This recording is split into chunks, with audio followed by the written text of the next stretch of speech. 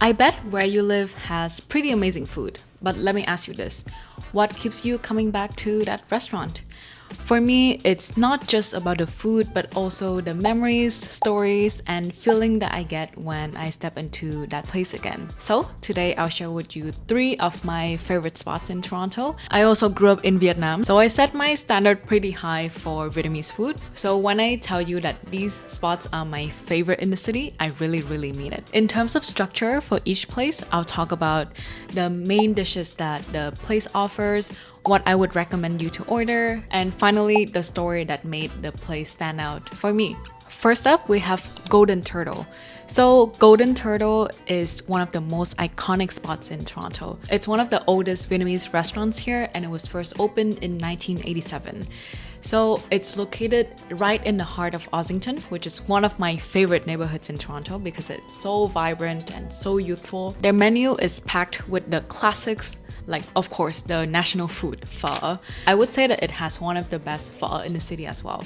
Even though my usual order here would be chicken or beef pho, this time I ordered something completely different, which is a noodle dish from central Vietnam called mi quang. So you can see that it has this bright turmeric yellow noodle that is really soft and chewy. The broth is just really light, but it packs with so much umami and flavor.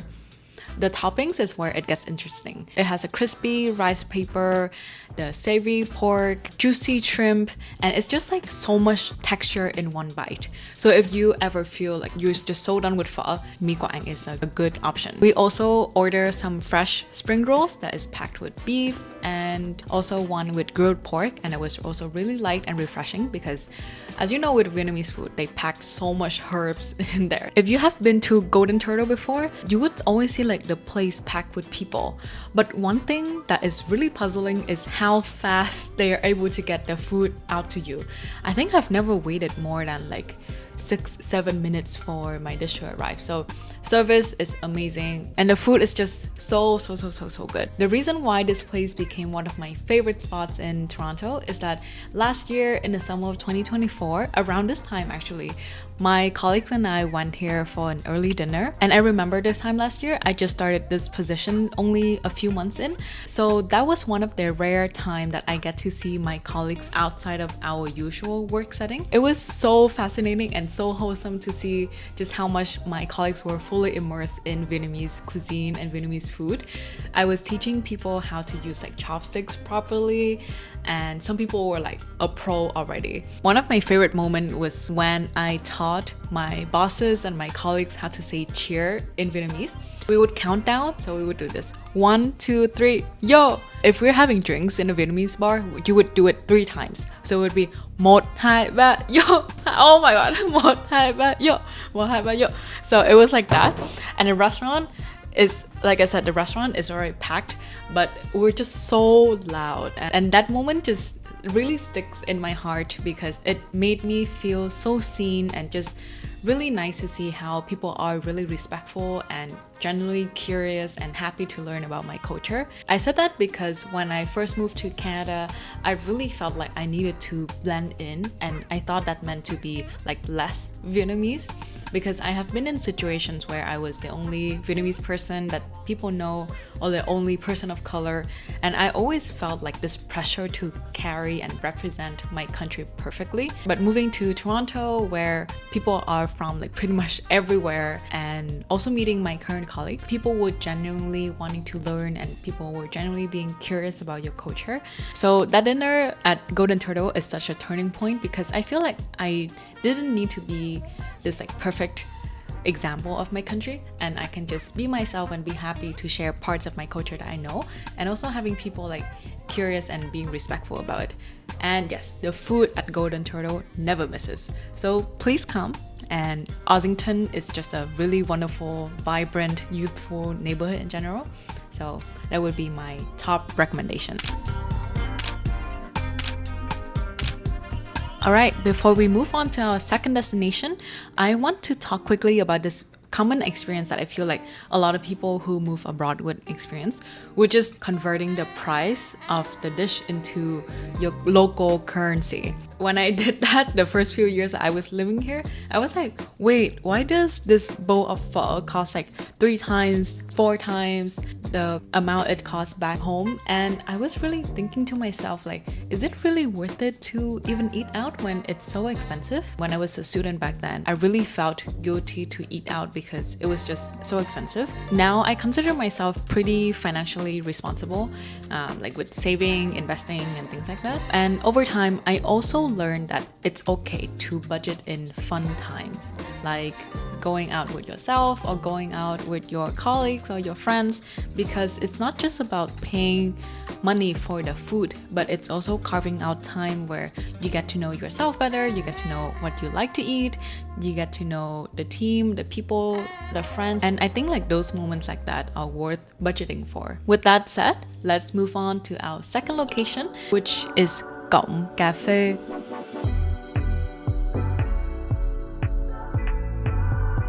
So when you talk about Vietnamese culture, you cannot not talk about Vietnamese coffee.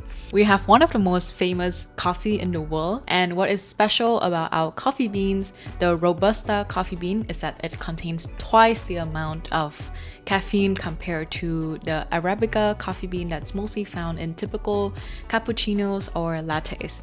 So that means it's really, really strong. And Cổng is actually a huge chain in Vietnam as well. Now, I know that some people might raise an eyebrow at a chain coffee shop, but let me tell you, like, I would say Cổng is so consistent in their branding, their decor, and of course their delicious drinks from Vietnam to Canada. So they opened 2 locations in downtown Toronto just in the past 2 years, so they're pretty recent. But whenever I step inside, I feel like I'm completely transported back home.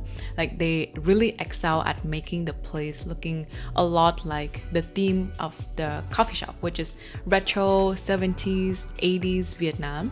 If you have never been to Canada, most coffee shops here close at 5, 6 or 7 p.m., which is fine. But Vietnamese, we do like all day, all night coffee. So Cổng is one of those rare spots that close at 10 p.m., which is really, really late for the city. And I think that's a perfect spot for you to do some late night studying or have hours long conversation with someone at a coffee shop. If you have never had Vietnamese coffee before, don't worry, here's a little crash course. So I'll talk about them in the order of sweetness. So first up is cà phê đen đá. Đá is just iced, so if you don't want ice, you can just say cà phê đen. There's no milk or no sugar, so it's just really concentrated, strong black coffee. And don't be surprised by how small it is, because the caffeine actually packs a punch. I still get like heart palpitation if I just drink like cà phê đen alone, so I would suggest you to move on to the next 2 options, which is the most famous one, cà phê sữa đá. So that means Vietnamese coffee with condensed milk. So in addition to how it's made with the thin filter like the black coffee, it also has a layer of condensed milk at the bottom, so that when you have everything stirred up, it becomes a sweet, velvety, and rich coffee drink. And again, don't be fooled by its size or the amount of caffeine in there, because like even with ice, it still really, really packs a punch, and it has enough caffeine for you to like be ready and be energized for the entire day. And finally, my favorite drink out of the 3 is called bạc xỉu. Bạc xỉu is like this close cousin to cà phê sữa đá with more milk. The extra amount of milk really helps mellowing out the amount of caffeine in it, so that the caffeine doesn't hit you as much. In some places, especially at Cổng, what is special about the bạc xỉu is that they also add coconut milk, so it's like you drinking this like really caffeinated coconut dessert. It's really delicious. And if you're new, I would recommend trying bạc xỉu first and then moving on to the stronger drinks. Cổng also has really delicious Vietnamese specialty like kumquat tea, salted lime soda, and coconut mung bean drinks. You're feeling no coffee? Definitely try those other options on the menu. So why did this place become so special to me even when it's a huge chain in Vietnam? Because believe it or not, I actually forgot that Gom exists in Toronto until I came back from Vietnam recently in my trip back home in February. And I remember just feeling so homesick when I came back. That's why, like, for some reason, it just popped into my head that, wait, like, Gom is here in the city too. So I went the next day, and it became such a safe haven for me because I feel like I was instantly transported back to Vietnam. During my trip back to Ho Chi Minh City as well, I never used to drink gom that often, but this time because my friend was also there for the first time, so I wanted to introduce him to one of the most popular spots. We're just there chatting for hours and catching up over really good coffee, and it's also where I went to have a lot of solo coffee dates where I was just like journaling out all of my complicated feeling that I had when I visited home again after not being home for so long. It felt like it was more than a coffee shop to me. It feels like a memory capsule where I can just look back and remember a lot of good times happening, whether it's in Gom in Canada or Gom in Vietnam. Now that we have explored the classic at Golden Turtle, caffeinated ourselves with the delicious coffee at Gom, I will introduce you to the final spot, Konia on Dundas West. Why I want to introduce you to Konia is that the menu is packed with the regional dishes and also street food dishes of Vietnam that are lesser known. We're talking about bún chả, which is this rice vermicelli noodle dish with grilled pork patties, the one that Obama and Anthony Bourdain raved about when they were in Hanoi. Konia also has xôi chiên, that is fried sticky rice. It has like a lot of fun texture. They also have refreshing salad like the lotus stem salad or mango salad, and it's just like this perfect balance between sweet, sour, and a bit of saltiness as well.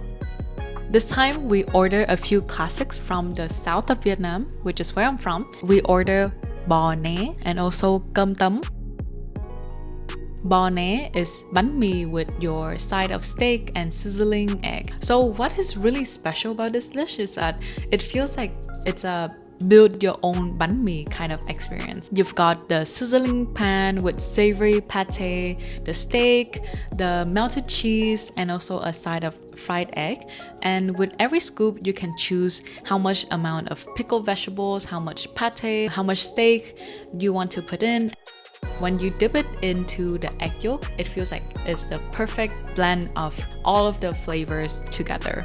Their cơm tấm, or broken rice with grilled pork, has also the perfect char on the pork that makes it so flavorful. So apart from the flavorful regional dishes that Konia offers, what I really love about Konia is that it's where one of my favorite friendships started. So this time last year, I just moved to the city and I was really trying hard to make friends. One day when I was out for lunch at a different restaurant near my office, I met the staff member and I complimented on her lipstick. We ended up chatting and meeting a few more times at that restaurant, and eventually I built up the courage to ask if she wanted to go grab some coffee or grab a bite sometimes.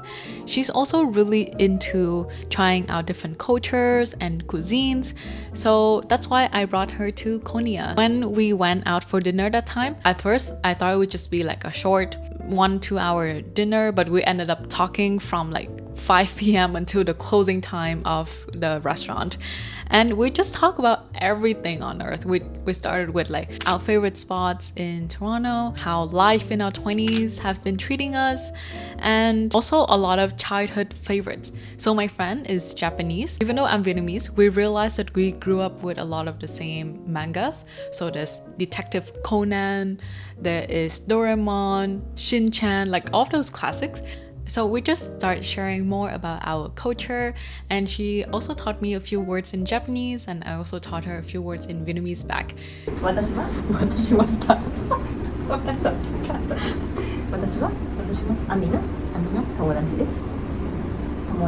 友達です。友達です。あ、I am his friend. あ、私は友達です。Okay.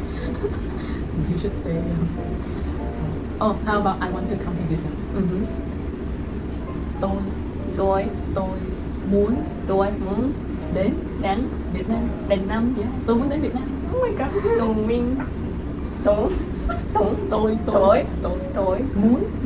đến Việt Nam. Yeah. Tôi muốn đến Việt Nam. There you go.